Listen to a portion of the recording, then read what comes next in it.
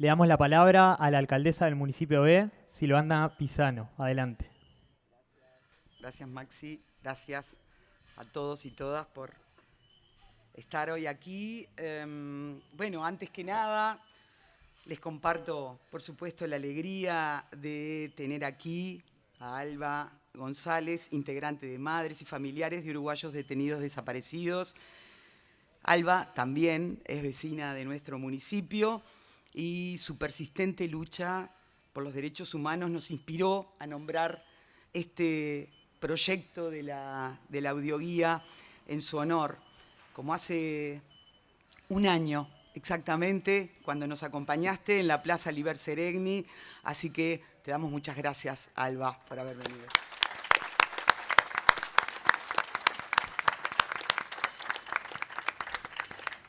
Saludo, por supuesto, ahí Maxi los ha nombrado, a todas las personas que están aquí, pero además también a todos los colectivos, instituciones, integrantes de esta gran red que trabaja a diario por el sostén de la memoria, por visibilizar las peripecias de nuestra sociedad en su más amplio concepto, que, bueno, sucedieron durante el terrorismo de Estado y hasta nuestros días.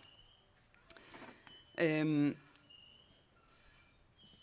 sido, son y seguirán siendo parte sumamente importante de este proyecto que llamamos Audioguías de las Memorias ALBA. En forma directa o indirecta, todos estos colectivos e instituciones ponen en juego sus sensibilidades, demandas e ideas en cada uno de nuestros barrios de nuestro municipio. Están atravesados por la diversidad generacional y esto no es un detalle menor, ya que la confluencia de distintas miradas de la historia durante los distintos momentos de la vida hacen que la narración de las resistencias durante los años más oscuros sea más completa. Nuestra línea política apunta hacia allí, con el colectivo de Jóvenes por la Memoria, integrado por militantes que tienen aproximadamente 20 años, trabajamos con el bloque vinculado a los asesinatos y a las detenciones. Con quienes fueron adolescentes durante la dictadura, trabajamos sobre sus reclusiones y con quienes fueron adultas también las suyas. Y agrego que con quienes fueron niñas durante la dictadura estamos trabajando sobre sus vivencias en dos lugares que también fueron enclaves, por supuesto, de resistencia. Me refiero a la guardería de AEBU y también a la guardería Andresito. Este punteo grafica la característica intergeneracional de este proyecto ALBA, que también tiene una mirada y un punto muy especial en el tema de género. En los centros de detención que integran los barrios, primó la detención de mujeres, adolescentes en el hogar Yaguarón y asilo del Buen Pastor, adultas, por supuesto, en Cabildo y en la Escuela de Enfermería Carlos Neri, y a su vez en las guarderías trabajaban mujeres destituidas de la educación pública. Vaya si la resistencia durante el terrorismo de Estado también tuvo a las mujeres como protagonistas y es importante aportar a que esa realidad también sea cada día más visible, porque para nosotras, en este municipio feminista como somos, nos enorgullece llevar adelante este proyecto y esta visibilidad.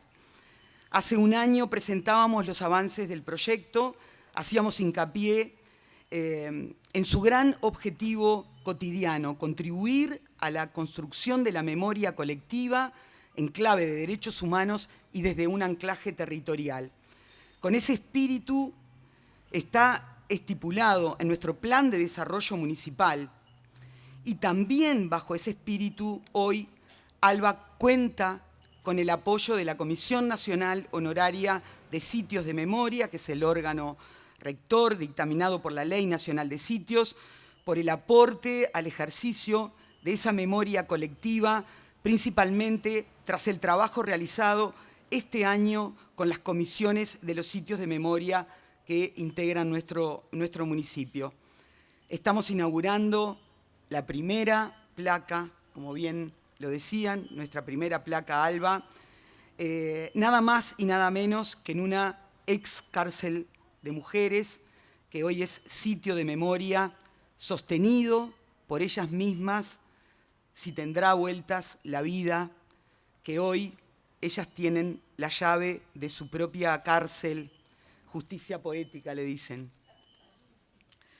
Los próximos meses serán de mucho movimiento para el proyecto ALBA.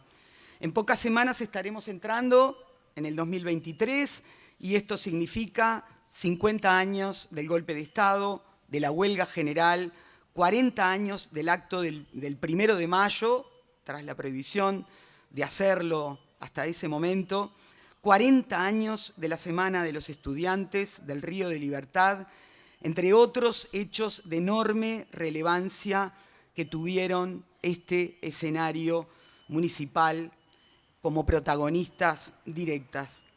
En este marco, para el primer semestre, proyectamos colocar las placas referidas a los asesinatos y detenciones de militantes y el resto de las placas que forman el bloque de centros de detención que hemos elaborado este año.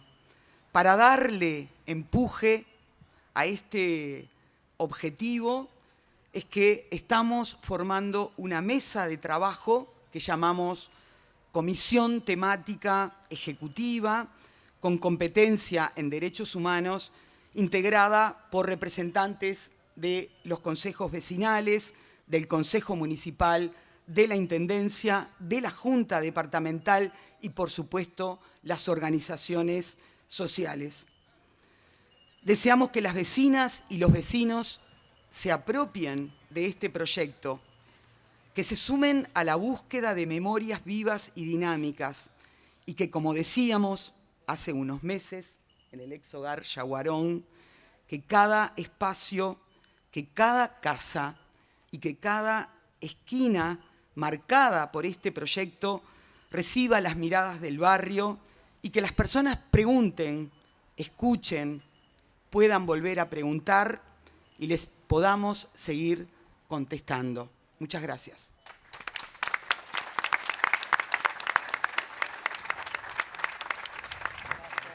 Muchas gracias, Silvana. Agradecemos también la presencia del presidente de la Comisión de Derechos Humanos de la Junta Departamental, Martín Couto.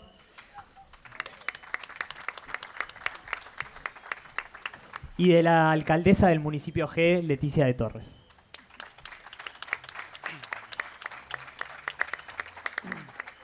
Ahora vamos a pasar a darle la palabra a Mateo Mañone, quien tiene a su cargo la coordinación de este proyecto ALBA.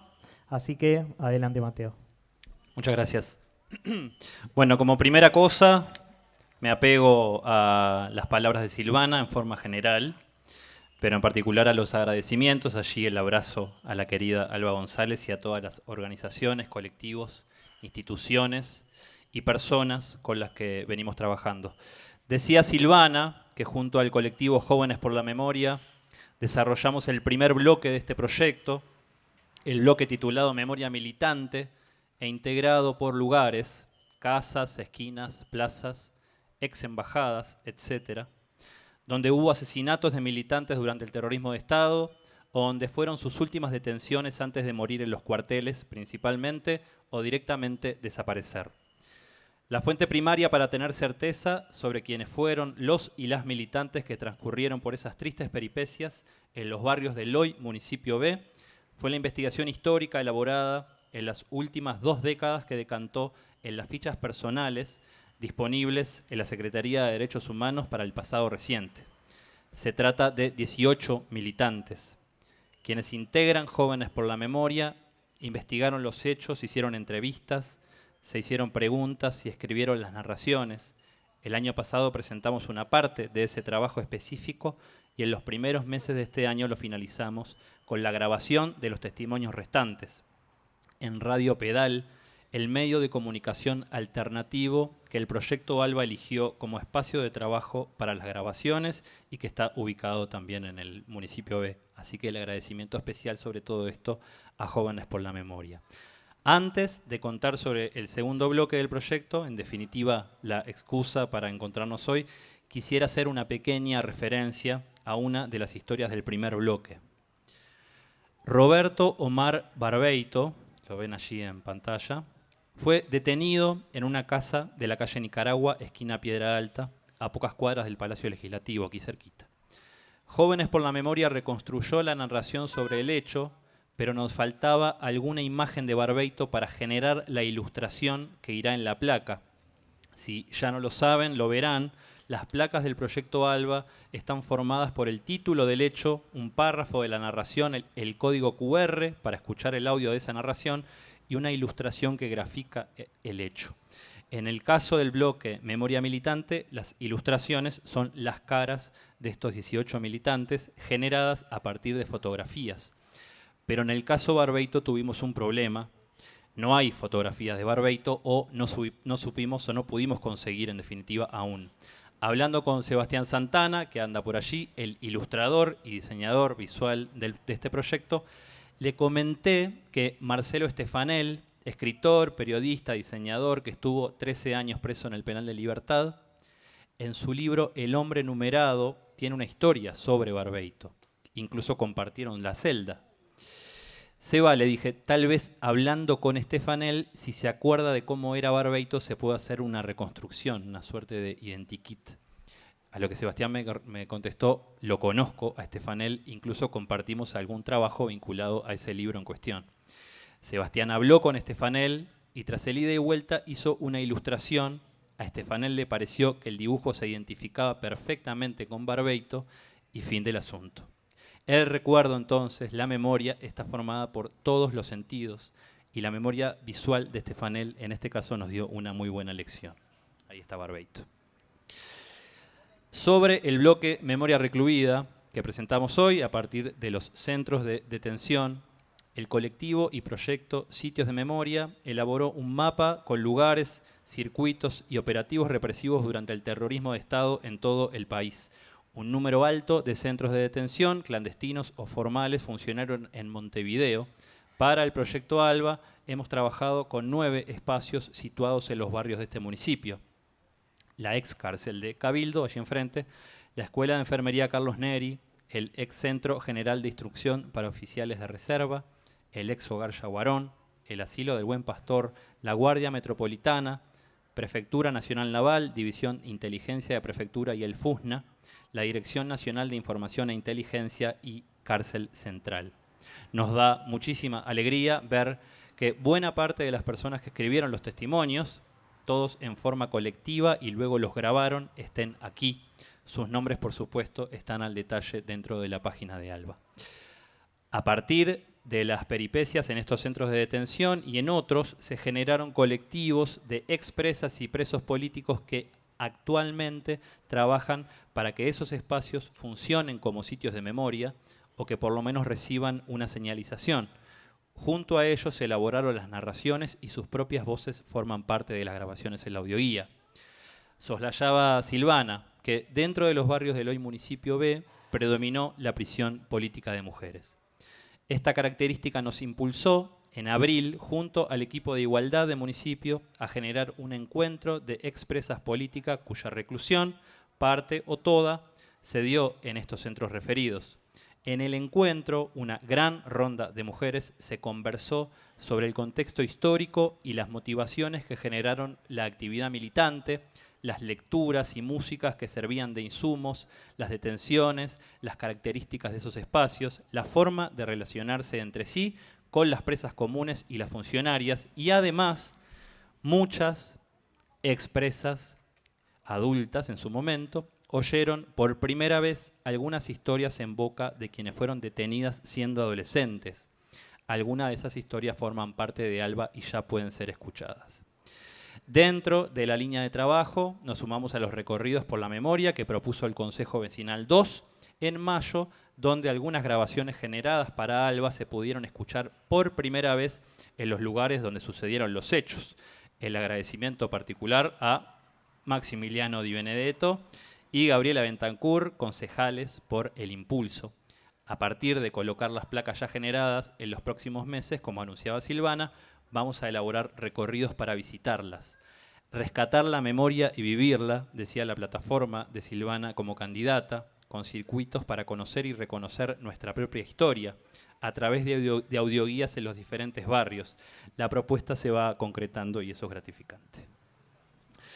Que la ciudadanía se encuentre con esos espacios y sus historias, se sienta interpelada e interpele, y aquí viene un punto que consideramos clave para la comprensión y realización fecunda de este proyecto, y diría para cualquier proyecto que involucre el tópico de derechos humanos durante el terrorismo de Estado.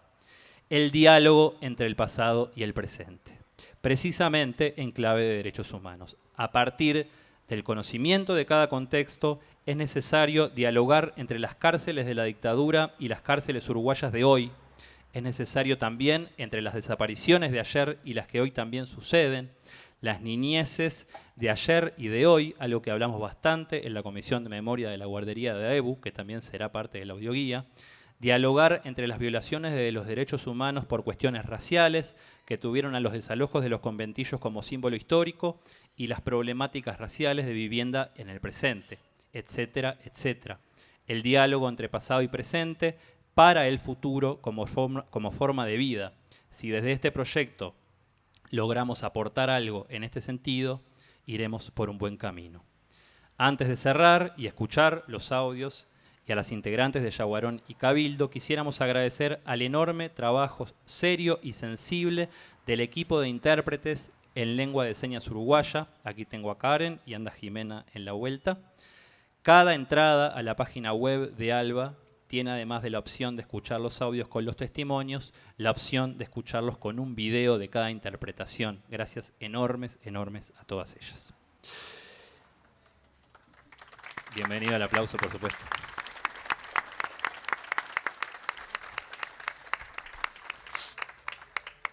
Y me guardo un parrafito para decir algo que tiene que ver con todo esto, pero es algo más personal, así que pido permiso y tal vez disculpas.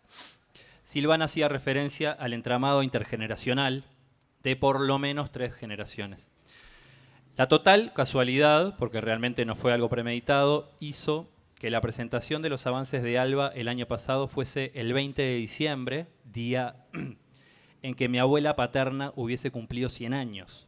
Hoy es la segunda presentación de ALBA, es un 8 de diciembre y es el cumpleaños de mi hermano, que anda por ahí, cumple 28. En esto de los hilos entre generaciones, el eslabón intermedio entre mi abuela paterna y mi hermano sería mi padre, que se nos fue este año. Entonces, salud por los hilos generacionales. Muchas gracias.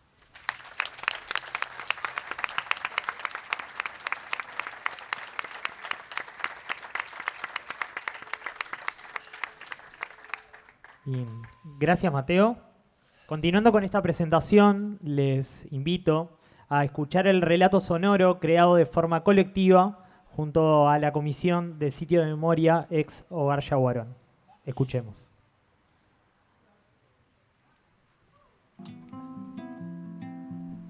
Durante los años 1974 y 75, años del avance represivo de la dictadura, y con el Consejo del Niño sujeto a intervención militar, el llamado Hogar Yaguarón se convirtió en un nuevo lugar de encarcelamiento para presas políticas adolescentes.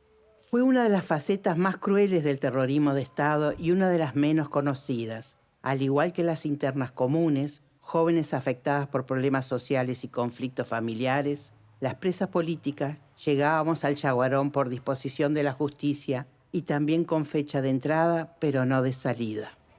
Éramos muchas las jóvenes allí detenidas. Todas teníamos entre 14 y 18 años. Algunas de nosotras compartimos toda la detención con las presas comunes. Otras estuvimos en aislamiento que solo se rompía a la hora de comer. El edificio está ubicado en la calle Yaguarón 1617, de allí su nombre. Es una mole de cemento de 2 pisos, sótano, lavadero y azotea, y grandes escaleras, amplios corredores, inmenso patio de claraboya.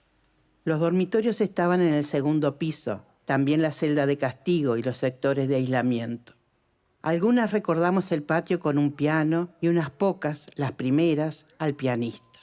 Después no hubo más música, pero eso sí, nosotras cantábamos.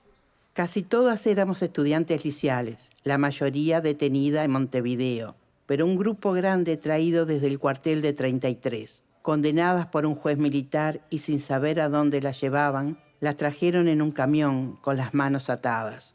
A las montevideanas nos secuestraron en nuestros liceos, en la calle, el trabajo e incluso en nuestras casas. Al Yaguarón llegamos luego de días de detención en la Guardia Metropolitana, la Cárcel Central, la Dirección Nacional de Investigación e Inteligencia o en cuarteles. Aún resuena en nuestra memoria la canción con la que las demás presas nos recibían. Al llegar al Yaguarón, lo primero que se ve son las rejas amarillas clavadas en la pared. Después, el baño con agua fría y el examen psicológico y el ginecológico, el uniforme, la limpieza forzada de pisos, vidrios y la ropa de todo el hogar, la leche quemada, la celadora que nos tocara en suerte. Cuando nos liberaban, nos esperaba la libertad vigilada, las categorías B o C, la pérdida de la calidad de estudiante por 1, 2 o más años, así como el desplazamiento forzado entre liceos públicos o hacia privados. Nuestra detención en el hogar nos permitió conocer de cerca la realidad de las niñas y jóvenes presas comunes. Vivenciar su desamparo redobló nuestros ideales, aquello de soñar con que un mundo mejor es posible.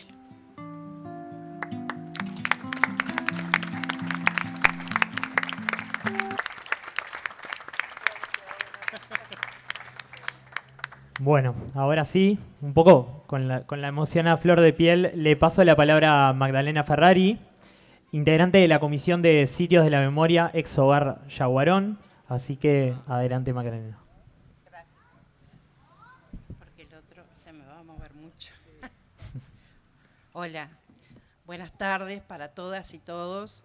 Yo saludo con alegría el estar acá, el haber sido invitada en nombre del ex Hogar Yaguarón, y este es un agradecimiento de que podamos participar hoy acá.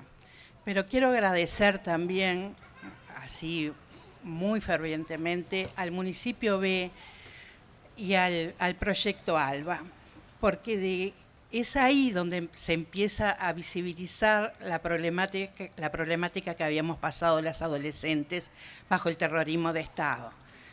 Temática que no había sido visibilizada, ni muy hablada, ni muy contada, y realmente el apoyo que tuvimos del municipio en nuestro trabajo, a Mateo, que nos alegra muchísimo porque además es un joven que escucha, joven reflexivo, y que para nuestra generación es muy importante. Entonces, empezó un año muy vertiginoso, con grandes proyectos, y es increíble que ya haya pasado este año y todo lo que se ha logrado, porque el Hogar Yaguarón se declaró sitio de memoria, porque hicimos una audioguía que la acaban de escuchar, porque estamos en un rodaje de un documental sobre el Hogar Yaguarón, porque también, bueno, hoy se va a colocar la placa ALBA, la primera placa, y seguirán otras. Entonces, y hay proyectos para trabajar el 2023 muchísimos, y que hemos asumido nosotros como ex Hogar Yaguarón, como presas del ex Hogar Yaguarón, como decía Silvana, ver en qué podemos apoyar ese lugar y en qué lo podemos transformar hacia la comunidad, hacia los jóvenes de nuestros tiempos. Bueno, y como les voy a leer un poquito, porque no es fácil, la emoción es fuerte. Como ninguna memoria es menor, venimos a contar que siendo adolescentes entre 14 y 17 años, durante los años 1974 y 1975, nos encerró como presas políticas en el ex Hogar Yaguarón una dictadura, que desde junio de 1973 se prolongaría por 12 años largos. pero también recordamos que más de 200 mujeres y varones adolescentes que fueron presos entre los años 1969 y 1978 en dependencias del Consejo del Niño en Montevideo, como ser, por ejemplo, el ex Instituto Álvarez Cortés para varones, que más de 100 varones pasaron por allí detenidos entre los años 69 y 1977. También el asilo El Buen Pastor y el ex Hogar Burgues. En el interior de nuestro país destacamos el ex Hogar Femenino de Artigas, el Hogar Femenino de Maldonado, la Colonia Berro, en la localidad de Suárez, Canelones, los albergues en los departamentos de Tacuarembó y Cerro Largo. Y si a esta lista de lugares de reclusión le agregamos cuarteles, cárceles, jefaturas, etcétera, etcétera, nos muestra que la represión a los adolescentes fue una práctica sistemática del Estado uruguayo como Estado terrorista. Me gustaría contextualizar brevemente la época. En Uruguay, el Uruguay era un país con una economía estancada y dependiente, una inflación galopante, 135% en 12 meses, una dura pugna entre sectores sociales en tiempo de negociación entre los sindicatos y las empresas. Pacheco Areco, presidente en ese momento, un 13 de junio de 1968, citó a su gabinete y les aseguró que las movilizaciones de estudiantes por un boleto popular era una punta de lanza de una revolución internacional en ciernes, que Uruguay corría el riesgo de quedar asfixiado económicamente y había que tomar decisiones drásticas, medidas de seguridad. Dura represión a toda contestación. En un día llegaría a militarizar a 5.000 bancarios y comienza la censura a la prensa. Vendría la congelación de salario y de precios ya desfasados, entre otras cosas, ¿verdad?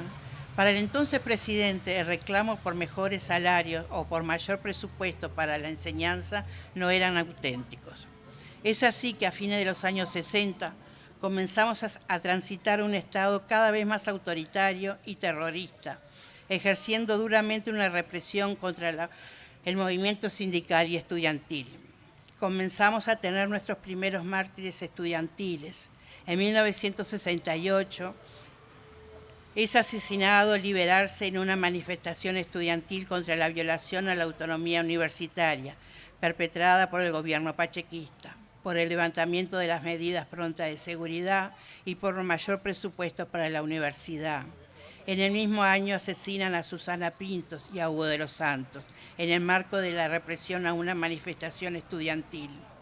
Walter Medina fue asesinado por un policía de la Guardia Republicana y por la espalda, el 8 de julio de 1973. Tenía 16 años y estaba escribiendo en un muro Consulta Popular. Él pintaba eso a una cuadra de su casa. El policía lo vio desde un ómnibus, se bajó y le disparó 3 balazos. Fueron muchos los mártires estudiantiles asesinados en Uruguay entre 1968 y 1985. Demasiados. En ese marco de luchas estudiantiles y de resistencia a la dictadura en defensa de la democracia, es que somos detenidos un grupo de jóvenes estudiantes liceales en una manifestación celebrando el 1 de mayo de 1974 junto a la CNT. Las y los adolescentes fuimos recluidos en dependencias del Consejo del Niño. En mi caso, fui junto a otras adolescentes al ex Hogar Yaguarón. En el ex Hogar Yaguarón estaban recluidas adolescentes infractoras por robo, por prostitución o por abandono familiar. Fue un golpe muy duro enfrentarnos a esa cruel realidad que vivían esas niñas y adolescentes. Pensemos que nosotros nos enfrentábamos a una realidad de llegar a un hogar que desconocíamos, que no sabíamos de qué se trataba, que las celadoras les habían hablado a ellas de que nosotros éramos niñas distintas a ellas, que veníamos de una clase social distinta, que éramos mejores. Y a la vez a nosotros nos decían que tuviéramos cuidado en la noche porque íbamos a tener represalias de parte de ellas. Lo primero que nos hacían era, como dice la audioguía, hacernos bañar con agua fría, ponernos una jumper espantosa marrón, muchas sin medias, con frío. Cuando una vez solicitamos medias, era el mes de mayo, nos dijeron que todavía no había ingresado el invierno por calendario. Era duro verlas a ellas tan desamparadas también, enfrentarnos a eso, porque no recibían visitas ni recibían paquetes y tampoco nos entendían por qué estábamos ahí.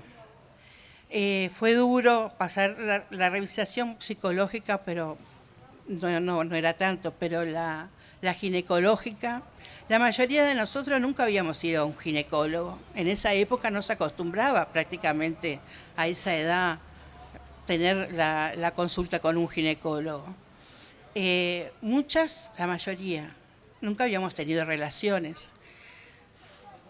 Una compañera lloraba muchísimo y cuando de forma forzada le ponen el espéculo para revisarla. Eran estudiantes de medicina, ni siquiera eran médicos. Entonces el avasallamiento brutal a las libertades que sentíamos ahí fue horrible. Y yo les cuento esto porque no se ha hablado, y yo creo que, como decía también, no sé si Silvano o Mateo, es la hora que uno cuente, el otro escuche, otro pregunte y otro empieza a relatar también. Y así vamos a ir tejiendo las memorias colectivas de lo que pasó en nuestra sociedad a todos los niveles. Antes de llegar al Yaguarón estuvimos en un cuartel y en cárcel central, hasta que al pasar al juez civil nos deriva al Centro de Observación número 2, que así llamaban a esta dependencia del Consejo del Niño. No sé si lo llamarían porque nos iban a observar o por cuál fue el motivo, pero así aparecen en los expedientes. Quiero destacar que en este tránsito por otras dependencias, nuestra familia no sabían dónde estábamos. Por ejemplo, mis padres, que me buscaban por distintos lugares, fueron a la cárcel central. Estábamos ya ahí. Sin embargo, le dijeron que ahí no había ninguna detenida y que lo más probable es que yo me hubiera ido con mi noviecito. Así en esos términos. O sea, de maldad, de crueldad, de tener una hija siendo muy joven, no ir a dormir a su casa, era muy difícil, no se daban en esa época. No teníamos celulares ni redes como para comunicarnos rápidamente los padres, porque hay que ubicarse en la época y lo que fue para los padres y las madres también, lo que sufrieron. Y tratar de saber dónde, que recién se enteraron cuando llegamos al Yaguarón que allí estábamos. Por lo cual, en esta etapa de rescate de la memoria histórica, tomamos conciencia que fuimos secuestradas y que otra suerte podríamos haber corrido. El secuestro, a decir verdad, fue moneda corriente en la represión de adolescentes. Nos detenían en la calle, en una plaza, en un bar, nos sacaban de nuestros liceos en operativos fuertemente armados, nos arrancaban de nuestras casas sin dar información de nuestro destino. Nos blanqueaban en los llamados hogares del Consejo del Niño. Eso pasaba en Montevideo, también en el interior. Seguramente muchos de ustedes han oído hablar del caso de las niñas de 33, de las niñas y niños, de las decenas de adolescentes olimareños que fueron objeto de una represión masiva y cruel, pretexto para una operación psicológica de advertencia amenazante a padres, madres, docentes y de congelamiento y destrucción de lazos comunitarios de solidaridad y resistencia. Dentro de esa operación, el secuestro también tuvo su lugar. El traslado de niñas al Yaguarón y de varones al Álvaro Cortés fue un secuestro.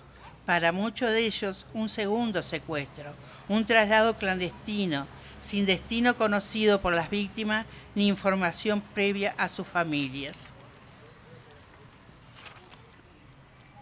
Habría muchas historias para contar de las consecuencias que sufrimos por estos atropellos a nuestras libertades. La mayoría no pudimos seguir estudiando por habernos quitado la calidad de estudiantes. Otras y otros Tuvieron que irse de su ciudad natal por la censura y vigilancia continua. Fuimos categorizados con la letra C, por lo cual cada vez que te solicitaban el certificado de buena conducta para ingresar a algún trabajo, quedabas automáticamente descalificado. Pero bueno, aquí estamos, comprometidos a luchar y trabajar por los derechos de las niñas, niños y adolescentes en el presente y el futuro. Nunca más terrorismo de Estado.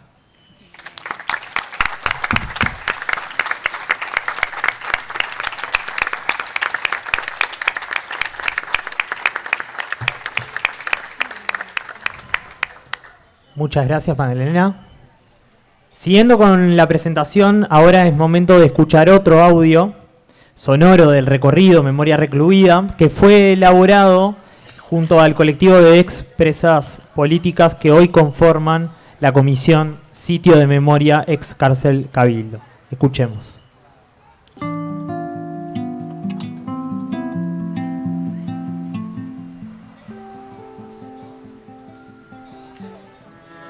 Cabildo, cárcel de mujeres, fue donde recluyeron a las primeras presas políticas del país.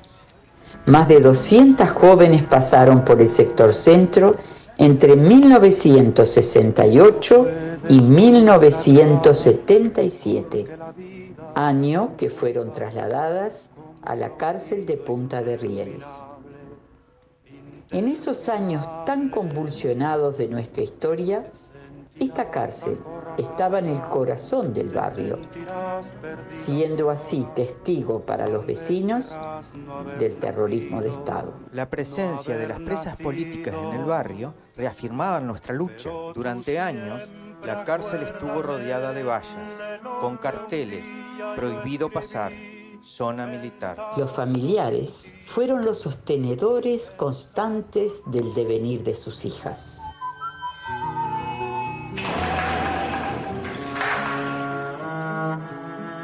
Lo que sí me acuerdo que me destrozó fue ver a mi hija cuando llegaba a Cabildo, con su gran panza, en ese enorme camión.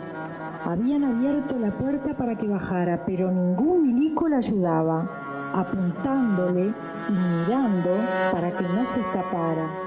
Yo tenía miedo, pero cuando los familiares nos juntábamos salía como algo mágico, porque nos dábamos fuerza, coraje y adelante.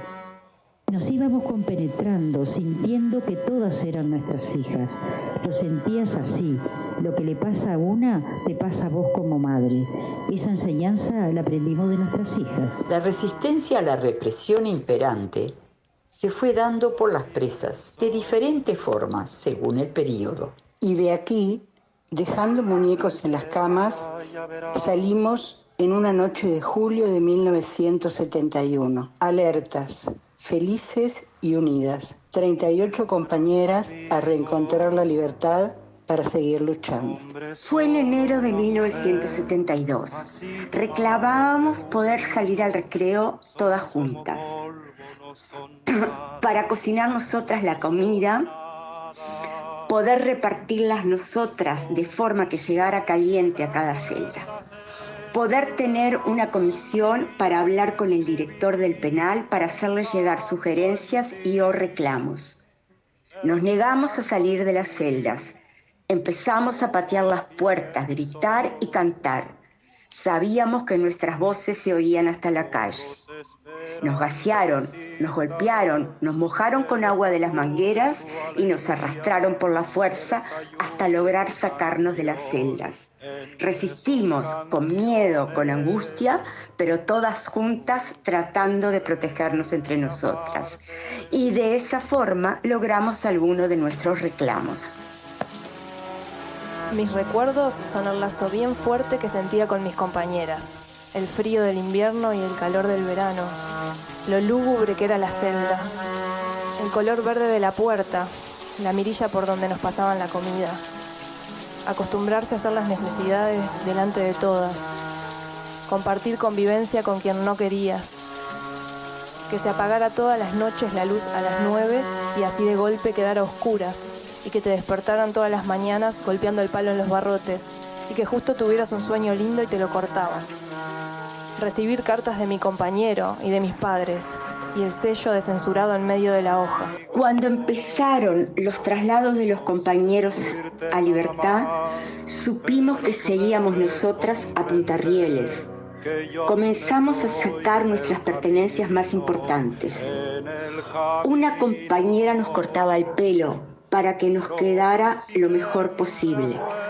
En la madrugada del 7 de agosto del 77, nos trasladaron a Puntarrieles en roperos. Los hijos que convivieron con sus madres nos dejan sus testimonios. Me acuerdo que me pasaban por la mirilla de la puerta y yo tenía miedo de que no me fueran a pasar las orejas.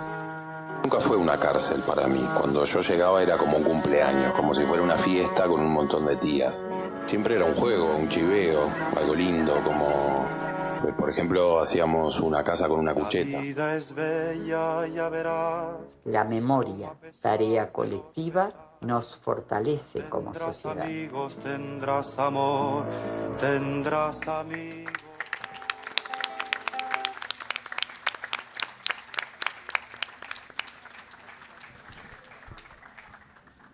Bueno, después de este duro relato que queda resonando en nuestros corazones, le damos la palabra a Judith Colombo, integrante de la Comisión Sitio de Memoria, ex cárcel de Cabildo. Adelante, Judith.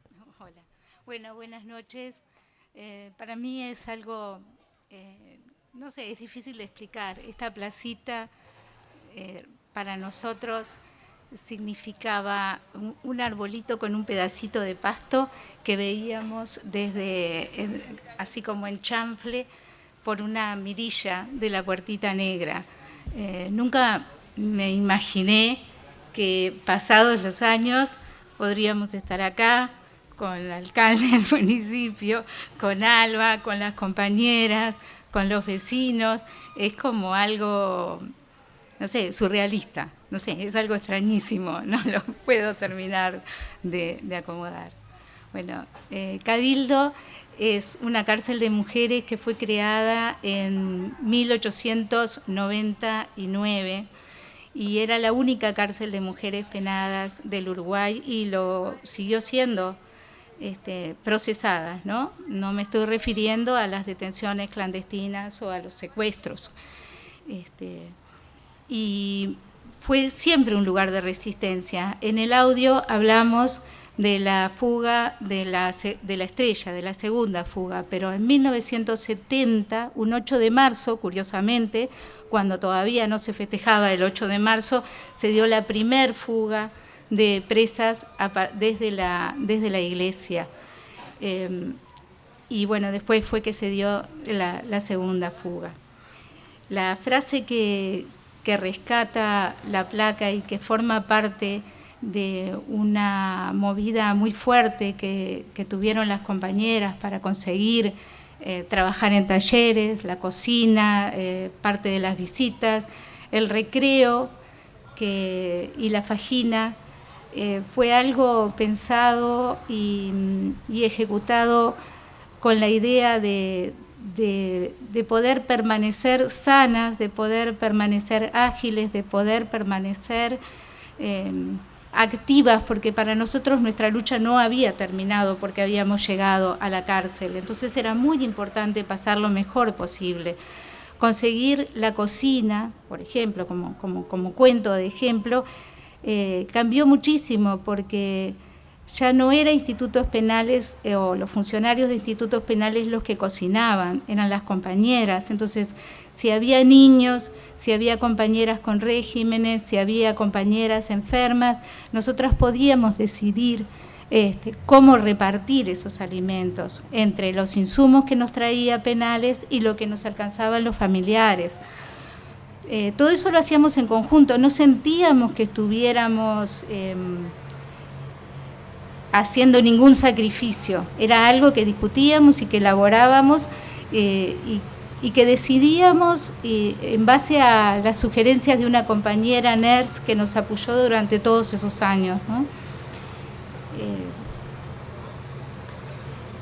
Por supuesto que pese a todas las mejoras que pudimos conseguir, y a lo bien que en alguna medida lo pasaban los niños de acuerdo al relato de los hijos, nosotras estábamos presas y eso se veía crudamente, diría yo, cuando llegaban compañeras en mal estado, porque no todas llegábamos bien, más bien que no. Cuando íbamos a la visita, porque en la visita sentíamos la falta, no solo la falta de lo que estaba afuera, sino la impotencia de poder ayudar a nuestras familias, de poder ayudar a nuestros amigos, o de alguna manera seguir en compañía de ellos, ¿no? y de las actividades que teníamos. También sufríamos requisas duras, donde pasaban por arriba de todo lo que teníamos, de lo que podíamos haber guardado, de lo que nos podía haber gustado conservar como recuerdo, una manualidad que nos podía llegar de algún compañero de otra cárcel o cosas similares. Eso era todo destruido muchas veces. A veces se llevaban compañeras también, a veces se las llevaban y no volvían tampoco bien, a veces volvían después de interrogatorios duros. También se llevaban compañeras y no las volvimos a ver. No sabíamos enseguida lo que podía haber pasado. A veces salían en libertad, pero tampoco era seguro que salieran en libertad. O sea, se iban de Cabildo, pero podían quedar retenidas en otros lugares. O sea, pero pienso que este sitio y esta cárcel todavía sigue dando pelea, porque en este sitio tenemos una comisión formada por las presas, por los vecinos, por familiares, por sobrinos, por hijos, que con sus relatos y con sus vivencias nos pueden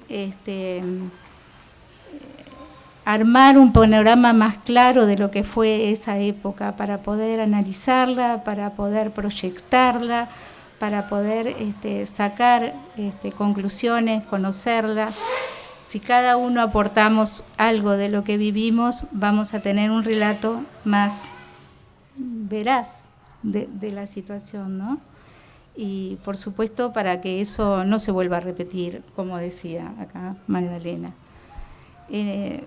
Bueno, para pasar a la cárcel, que creo que vamos a poder visitarla, el sitio lo estamos acondicionando en este momento. Es un pedacito del sector centro, no es todo el sector centro, es solo parte la que conseguimos.